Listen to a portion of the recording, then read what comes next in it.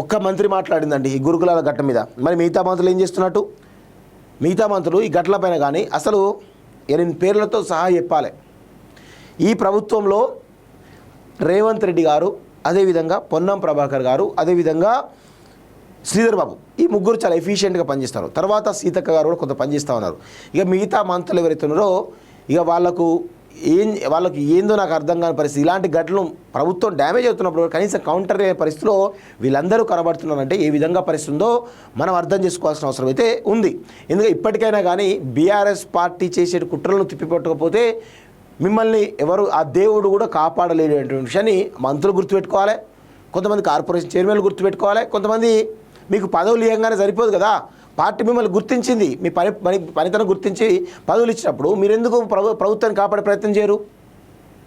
అంటే మీరు మొక్కుబడిగా మీ పార్టీలో ఉంటాం కాబట్టి ఎప్పటికైనా పార్టీ అధికారులకు వచ్చినప్పుడు మాకు పదవులు వస్తాయిలే అనుకుంటే సరిపోతుందా? ప్రభుత్వాన్ని కాపాడే ప్రయత్నం చేయరా? అంటే చాలామంది మంత్రులు, జూపల్లి కృష్ణారావు ఎక్కడ పోయిండండి, తుమ్మల నాగేశ్వరరావు ఎక్కడ పోయిండండి, పొంగులేటి శ్రీనివాసరెడ్డి ఎక్కడ పోయిండండి, కోమటిరెడ్డి వెంకటరెడ్డి ఎక్కడ పోయిండండి, ఇలా చెప్పుకుంటూ చాలా ఉన్నాయి ఘటనలు. ఏందో ఏమో ఈ కాంగ్రెస్ పార్టీని ఆ దేవుడు కూడా కాపాడలేడో అనిపిస్తుంది అప్పుడప్పుడు.